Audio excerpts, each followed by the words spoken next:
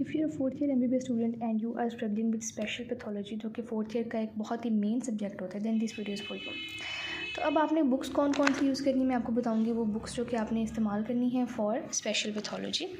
तो सबसे पहले है हमारे पास फंडामेंटल्स ऑफ पैथोलॉजी, जिसको हम पैथोमा बोलते हैं। ठीक है, अब पैथोमा जो है ना एक बहुत ही अच्छी बुक है। अगर आप देखें इसमें, तो इसमें किस तरह से है कि शॉर्ट करके दिया हुआ है। ठीक है, शॉर्ट करके चीज़ें दी हुई हैं और कोई भी इसमें एक्स्ट्रा बातें नहीं हैं। ठीक है, सारी जो है ना वो वही बातें हैं जो आपके एग्ज़ाम के लिए इम्पॉर्टेंट है। सारे पॉइंट्स जो है ना वो आपके एग्ज़ाम में आने वाले हैं। सो पैथोमा को आपने अब बहुत अच्छे तरीके से करना है, मतलब पैथोमा की एक एक लाइन आपने अच्छे तरीके से करनी होती है, राइट। पैथोमा के बाद जो नेक्स्ट बुक है हमारे पास, दैट इज़ योर मशहूर ज़माना रॉबिन्स बेसिक पैथोलॉजी। ठीक है, इस टाइम मेरे पास जो है वो मीडियम रॉबिन्स है।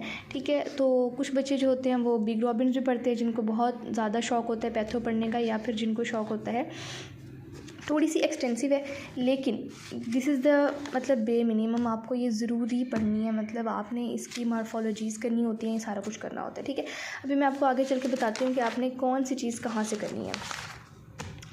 तो अगर मैं आपसे कहूँ कि आपने पढ़ना किस तरह से है इसके लिए, तो सबसे पहले आपने क्या करना है, सबसे पहले आपने जो लेक्चर्स हैं आपके, ठीक है, वो आपने लेने हैं पैथोमा से।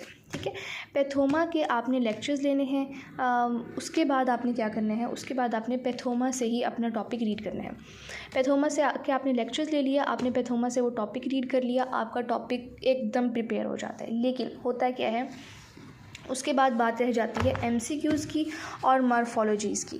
ठीक है, मार्फोलॉजीज़ जो होती हैं वो स्पेशल पैथोलॉजी में बहुत ज़्यादा पूछी जाती हैं। आपके पेपर का बड़ा चंक मार्फोलॉजीज़ पर मुश्तमिल होता है, तो आपको ये करनी बहुत ज़रूरी है। ठीक है, तो अब मार्फोलॉजीज़ आप कहाँ से करेंगे, मार्फोलॉजीज़ आपको यहाँ मीडियम रॉबिन से करनी पड़ेंगी, या कुछ यूनिवर्सिटीज़ के अंदर टीचर्स ने नोट्स भी बनाए होते हैं मार्फोलॉजीज़ के। अगर आप नोट्स बनाना चाहते हैं, शॉर्ट लिस्टिंग करना चाहते हैं मार्फोलॉजीज़ की, तो आप अपने नोट्स भी बना सकते हैं। ठीक है, तो मार्फोलॉजीज़ आपको करनी होती हैं। ये जो ग्रीन बॉक्सेस होते हैं ये बहुत इंपॉर्टेंट होते हैं। ठीक है, ये आपने ज़रूर करनी होती है। तो स्पेशल पैथोलॉजी में बहुत अच्छे नंबर लेने का यही तरीका है कि पहले आप पैथोमा और मीडियम रॉबिन्स का कम्बिनेशन यूज़ करें। ठीक है, पहले आपने पैथोमा को अच्छे से कर लेना है, पैथोमा के लेक्चर्स ले लेने हैं, एंड देन आपने मीडियम रॉबिन से उस टॉपिक को रीड करना है।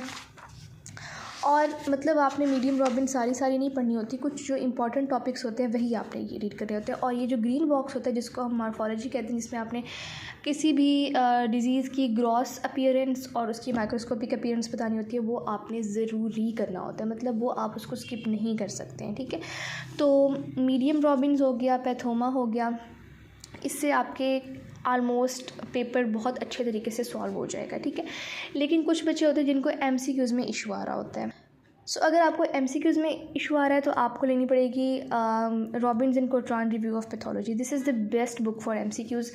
और मोस्टली UHS के अंदर भी और जो बाकी यूनिवर्सिटीज़ हैं उनके अंदर भी MCQs यहीं से आ रहे होते हैं। ठीक है, तो अगर मैं आपको इसका एक सैम्पल दिखाऊं तो आप लोग देख सकते हैं कि इसमें इस तरह से ये MCQs दिए होते हैं। ठीक है, और ये MCQs के बाद सिनेरियो बेस्ड MCQs होते हैं। ठीक है, और आगे चलकर ये आंसर्स होते हैं। ठीक है, और हर MCQs की एक बहुत बड़ी सारी एक्सप्लेनेशन आपको देखने को मिलेगी।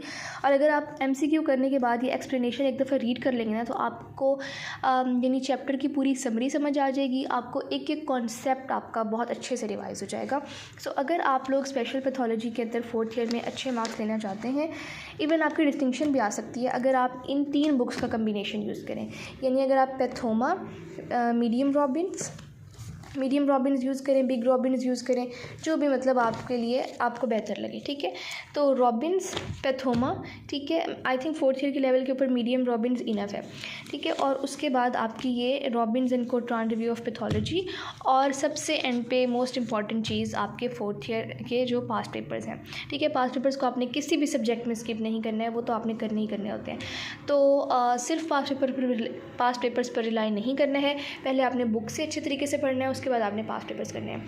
अब उसकी रीज़न क्या है, उसकी रीज़न ये है कि जब आप पैथोमा जैसी बुक्स पढ़ते हैं, जब आप मीडियम रॉबिन्स जैसी बुक्स पढ़ते हैं, तो आपके कॉन्सेप्ट्स क्लियर हो जाते हैं। और जब आपके कॉन्सेप्ट्स क्लियर हो जाते हैं तो फिर आपने जब आगे चलकर कॉम्पिटिटिव एग्ज़ाम्स देने हैं, जैसे FCPS का एग्ज़ाम है या PPSC का एग्ज़ाम है, या और बहुत सारे एग्ज़ाम्स होते हैं जो कि आपने जॉब वगैरह के लिए एग्ज़ाम्स देने हैं, इंटरव्यूज़ देने हैं, तो उसमें अगर आपके कॉन्सेप्ट्स क्लियर होंगे तभी आप आगे जा पाएंगे। ठीक है, अभी पास्ट पेपर से सिर्फ आपका पेपर पास होगा। ठीक है, उससे आपके कॉन्सेप्ट्स नहीं क्लियर होंगे और आगे जाके आपको जो एग्ज़ाम्स क्लियर करने हैं उसमें भी आपको कोई हेल्प नहीं मिलेगी। तो उसके लिए आपको रॉबिन्स जैसी स्टैंडर्ड बुक्स ही पढ़नी पड़ेंगी। सो आई होप कि आपको स्पेशल पैथोलॉजी की गाइडलाइंस समझ आ गई होंगी। इंशाल्लाह बाकी सब्जेक्ट्स की भी गाइडलाइंस मैं शेयर कर दूँगी। थैंक यू, अल्लाह हाफ़िज़।